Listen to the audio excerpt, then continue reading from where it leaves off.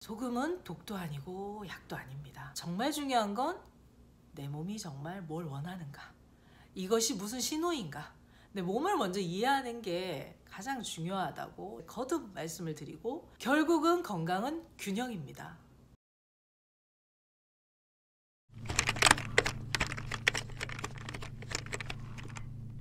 네, 그렇죠. 이 책이 나오고 나서 분위기가 정말 많이 바뀌었습니다. 그동안 짠맛에 관련돼서 소금에 대한 안 좋은 이야기들, 짜게 먹으면 큰일 난다, 소금은 뭐 성인병의 원흉이고 짜게 먹으면 고혈압이다, 뭐 이렇게 상식으로 알려졌던 많은 내용들, 또 많은 전문가들의 이야기들, 이런 것들이 줄을 이루다가 이 짠맛의 힘이 나오고 나서부터 소금이 얼마나 중요하며 건강에 어떤 역할을 하는지, 그 소금의 중요성에 대한 이야기들을 하는 분들, 또 컨텐츠 많아지고 있습니다. 그래서 이 책을 읽고 소금에 대한 오해, 또 자기 몸에 대한 오해가 많이 풀리고, 그걸 계기로 입맛대로 드시고, 또 소금을 또 적극적으로 필요한 분들은 드시면서 건강을 찾은 얘기들 또 많이 전해주시고, 고맙다는 이야기들 많이 해주셔서 또 보람을 느끼고 있고요. 한편으로는 저희도 98년부터 이 일을 해왔지만, 그 소금을 오랫동안 연구하고 또 만들고 또 보급을 해온 제야의 많은 그 고수분들이 또 계십니다. 그래서 좋은 죽염 만들고 연구하고 계시고 또 보급하시는 분들도 계시고요. 용융소금 사명감을 가지고 연구하고 만들고 또 보급하고 계신 분들 계시고, 천일염 중에서도 프리미엄 천일염들,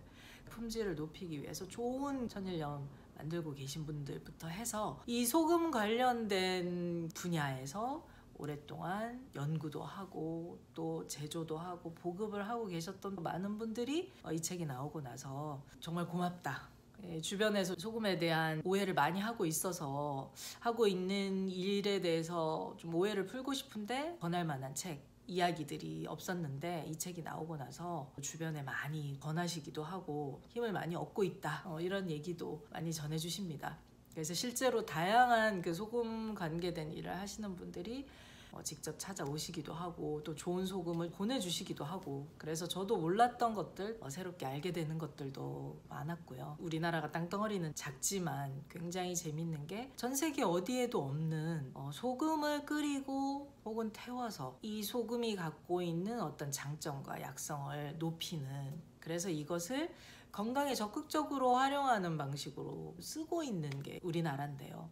다른 나라에서는 사실 찾아볼 수 없는 것들입니다. 대부분 소금 하면 천일염, 미네랄이 많은 천연염이 좋다라든지, 아니면은 암염 중에서도 품질이 좋은 암염에 대한 이야기나 이런 부분들에 대한 이야기들은 있지만, 우리 한국처럼 이렇게 다양한 어떤 소금들을 굉장히 적극적으로 건강을 찾는 데 활용하고 있는 곳은 거의 없다고 보시면 됩니다.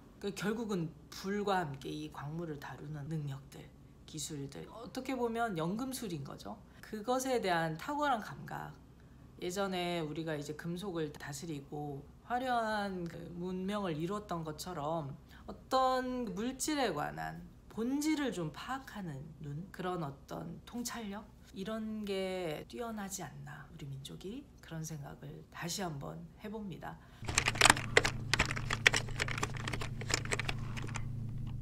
짠맛의 힘이 소금에 대한 책이니까 소금만 먹으면 다 되는 것으로 오해하고 계신 분들이 많고, 또 실제 그렇게 얘기하고 있는 유튜버들 영상들이 꽤 많습니다. 그런데 이 책 읽어보시면 아시겠지만, 거듭 강조를 드리지만 소금은 독도 아니고 약도 아닙니다. 소금이 정말 필요할 때, 그 필요한 만큼의 양을 먹었을 때 우리 몸에서 약으로 쓰일 수 있지만, 또 그렇지 않았을 때, 필요하지 않는 사람이 필요하지 않을 때 지나친 양을 먹는다? 그것은 다른 모든 물질이나 음식과 마찬가지로 독이 될 수 있습니다. 그리고 맛에는 짠맛만 있는 게 아니죠. 짠맛의 힘에서도 다양한 맛들에 대해서 설명을 해드렸지만, 우리 몸에 꼭 필요한 맛은 짠맛만 있는 것이 아니라 단맛, 쓴맛, 또 신맛, 매운맛, 떫은 맛, 쌉싸름한 맛, 다양한 맛들이 다 우리 몸에는 필요합니다. 세상에 필요 없는 맛이라면 존재할 이유가 없을 텐데요. 근데 이 짠맛의 힘을 먼저 쓴 이유는 유독 소금에 대한 오해, 이 짠맛에 대한 오해가 너무나 커서 다른 맛들보다, 물론 지금은 또 이 설탕이 또 모든 건강의 원흉인 것처럼 단맛에 대한 거부감이 또 크긴 하지만, 이 소금만큼 오랫동안 아주 집중적으로 건강의 원흉, 성인병을 일으키는 나쁜 물질인 것처럼 이 악마화되어 있는 게 없다 보니 누명을 좀 오랫동안 쓰고 있어서 안타까운 마음에 이 소금책 짠맛의 힘을 먼저 쓰게 된 것이고요. 이 책 나오고 나서 많은 분들이 그런 얘기 해주셨지만 단맛의 힘 좀 써주세요. 이제 소금에 대한 오해는 풀렸는데 여전히 단 건 못 먹겠어요. 먹으려면 걱정돼요. 이런 얘기도 많이 하시거든요. 단 거는 살찐다.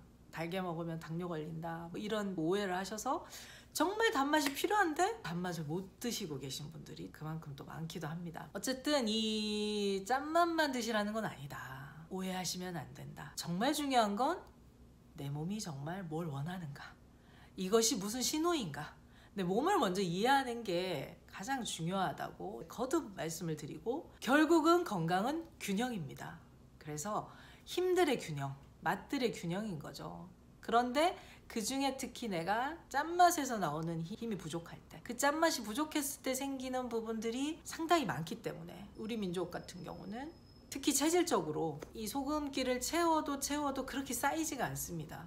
그래서 그런 부분들 보완하기 위해서 아주 훌륭한 간장, 된장, 장문화도 발달했고, 여러 가지 염장을 해서 먹는 젓갈이라든지 장아찌라든지 김치라든지 이런 염장식품들이 또 발달할 수밖에 없었던 이유이기도 한데요. 그렇다 하더라도 우리 몸이 짠맛만 필요한 것은 아니고 결국은 균형의 힘이다. 이거 다시 한번 좀 강조드리고 싶습니다. 올해가 제가 다른 영상에서도 말씀드렸지만 화불급의 해이거든요. 그래서 화불급은 오행에서 화기, 심장소장, 심장이 약해지는 해입니다. 그래서 이 수기인 소금과 이 화기는 서로 견제를 이루는 대조적인 힘인데요. 이 화기가 약해질 때, 안 그래도 이 화기 불이 막 꺼지려고 하는데 이 수기인 물과 소금이 확 여기를 덮어버리면 그나마 이 남아있던 불씨까지 꺼질 수 있는 위험한 상황이 될 수도 있습니다. 그래서 특히 심장이 약한 분들, 또 심장이 약해진 올해 같은 경우는 소금을 잘 드셔야 되는데요.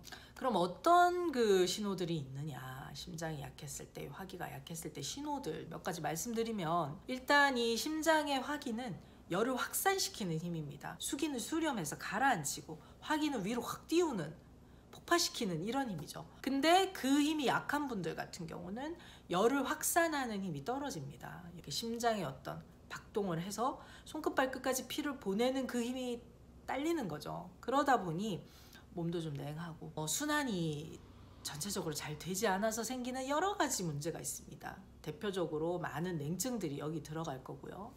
수족 냉증부터 해서 여러 가지 냉증들이 들어갈 거고, 그리고 열 조절이 안 되면 또 땀 조절이 안 되죠. 그래서 땀 조절이 잘 안 되고 특히 얼굴 쪽에 땀이 많이 날 수 있습니다. 또 붓는데, 다른 데 전반적으로 다 붓는 거는 이 신장의 문제지만 유독 얼굴만 붓는 분들이 있거든요. 그래서 이 얼굴만 붓는 분들은 심장이 약할 가능성이 있습니다. 그리고 얼굴이 잘 붉어지고, 또 이 심장소장 경락 끝나는 자리인 요 광대뼈 이런데 김이나 주근깨가 낀다든지, 여기 자꾸 뭐가 나거나 얼굴에 여드름이 자꾸 난다든지, 특히 얼굴 쪽에 어떤 염증 같은 게 많이 생기는 분들, 그리고 이 열이 어딘가는 뚫고 나와야 되는데 나올 때 여러 가지 반응 중에 이제 눈에 다래끼가 나거나 눈이 잘 충혈되거나 눈혈관이 터진다든지 결막염에 시달리거나 이런 증상도 있을 수 있고요. 또 심장은 혀를 다스리기 때문에 혀에 문제가 생길 수도 있습니다.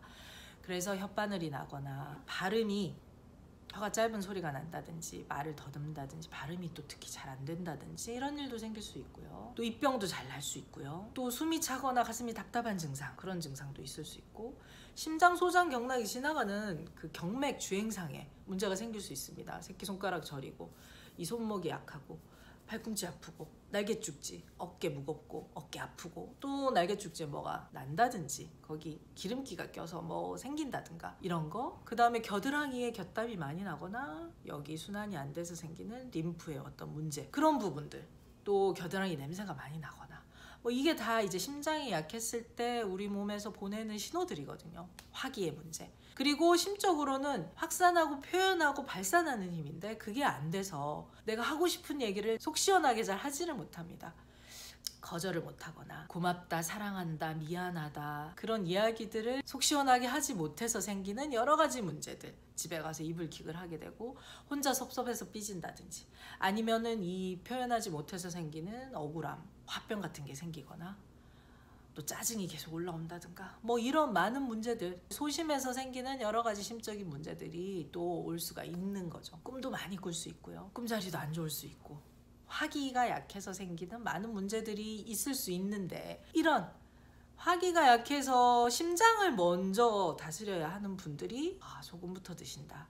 특히 올해 같은 해에 그러면 소금이 잘 먹히지 않을 뿐만 아니라 소금 드시고 여러 가지 다른 또 힘든 문제점들이 생길 수 있습니다. 내년 같은 경우가 사실은 좀 더 걱정인데, 내년은 토태과의 해거든요. 위장, 토기인 위장이 약해진 해인데, 토태과의 해는 특징이 굉장히 덥고 습합니다. 아마 내년도 폭염이 엄청 심할 텐데요. 위장이 약해지고, 또 위장은 습기를 싫어합니다.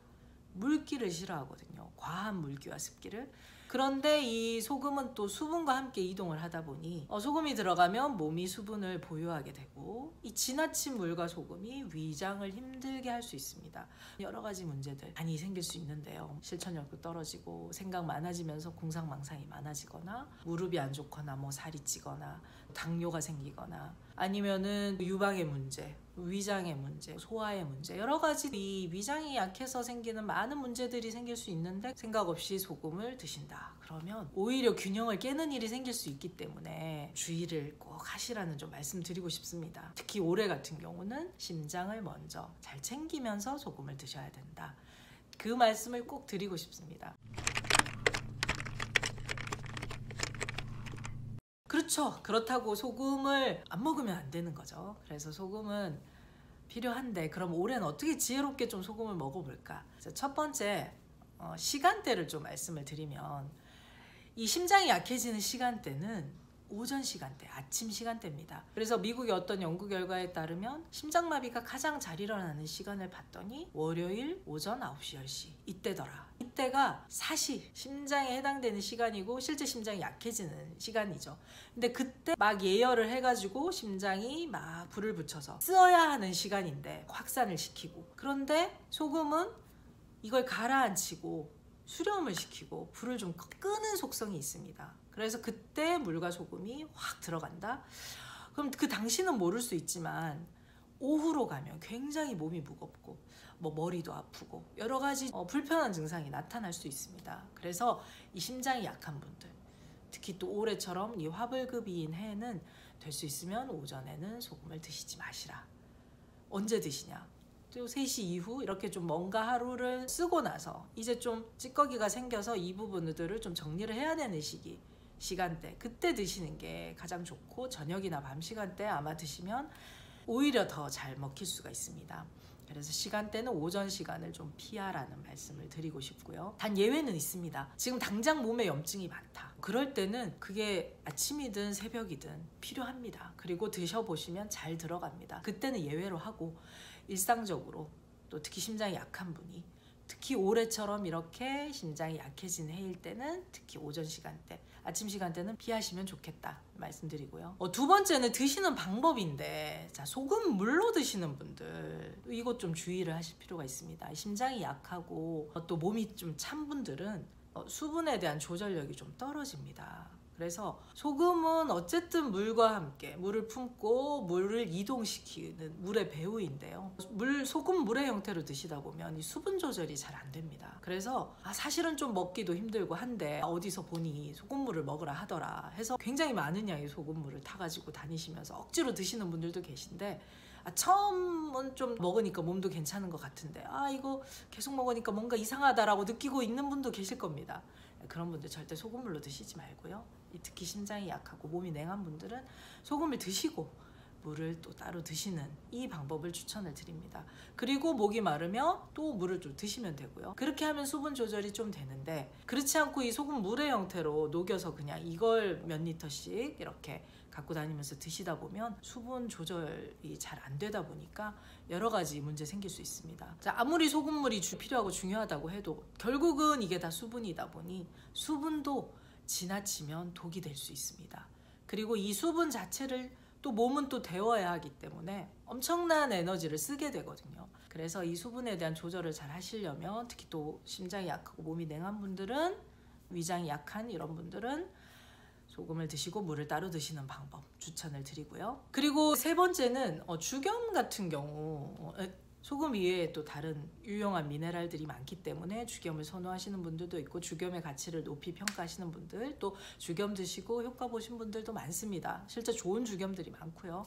근데 이 죽염은 유황 성분이 있다 보니 약간 이거 죽염을 좀 뜨겁게 드셨을 때 위쪽으로 기운이 좀 상기될 수 있습니다. 그래서 안 그래도 머리로 계속 기운이 상기되는 분들 같은 경우는 죽염을 따뜻하게 뜨겁게 드시는 거는 권해드리고 싶지 않고요. 그냥 죽염 드시고 뭐 물로 이렇게 삼키는 방법이나 좀 다른 방법으로 드시기를 좀 권해드리고 싶습니다. 위쪽으로 기운이 많이 떠 있는 분들은 특히 좀 주의를 하시면 좋을 것 같고요. 이 화기가 약한 분들, 특히 화기가 약해진 오래 병행할 수 있는 거는 심장을 영양하는 쌉쌀한 맛, 쓴맛이 있죠. 쑥차, 잘 태운 누룽지 숭늉 이런 것들 좀 드시고 소금 드시는 것도 괜찮고, 아니면 소금 드시고 나서 좀 힘들 때 이런 것들 좀 병행을 하신다든지, 아니면은 좀 진한 카카오나 초콜릿 같은 거, 익모차 쑥, 이렇게 심장을 영양하는 쌉쌀한 것들을 먼저 드시고 소금을 드시면 훨씬 편안하게 또 소금을 드실 수가 있습니다. 특히 올해는 소금 드실 때 유의하셔야 된다는 말씀을 드렸는데, 정말 이 책을 통해서 전달하고 싶은 건 늘 말씀드리지만, 소금을 얼마나 어떻게 언제 먹어야 되느냐 라는 방법적인 건 사실은 중요한 것이 아니고, 그거보다 더 중요한 게 뭐냐, 그 소금을 누가 먹나요? 내가 먹죠. 그러면 그 소금을 받아들일, 그 소금과 만날 나의 몸을 먼저 이해하셔야 된다는 거죠. 내 몸을 먼저 이해하고 내 몸의 신호, 내 몸의 증상들, 무슨 말을 하는 건지, 무슨 의미인지 그 신호를 잘 읽고 몸의 지혜를 깨워만 주시면, 그 다음은 얼마나 먹을까, 어떤 소금을 먹을까는 사실 자연스럽게 풀려 나오는 문제입니다. 그리고 건강은 언제나 어떤 특정한 한두 가지로 건강이 좋아지고 나빠지고 하지 않습니다. 건강하려면 건강한 생활이 바탕이 돼야 될 텐데요. 이 건강에서 가장 중요한 것은 바로 균형의 힘입니다. 그래서 짠맛이 비록 생존의 맛이고 정말 중요한 맛이고, 소금이 우리 몸을 구성하는 인체의 구성 성분이면서 생존, 생활, 생명을 영위하는 데 없어서는 안 될 중요한 필수 물질이지만, 짠맛만 중요한 건 아니다. 다른 맛들과 다른 힘들과 균형을 이룰 때 정말 제대로 역할을 할 수 있다는 거, 그리고 우리가 진정한 건강을 찾고 유지할 수 있다는 거 다시 한번 강조를 드리고 싶습니다. 그래서 책을 읽고 해보시다가 궁금하신 것이 있거나 하면 언제든지 댓글 남기시거나 뭐 아래 공개된 연락처로 문의 주셔도 좋겠고요. 난 좀 내 몸에 대해서 제대로 공부를 하고 싶다, 그런 분들한테는 저희 센터에서 진행하고 있는 2주 지우본능 회복 프로그램 직관운 공부를 추천드립니다.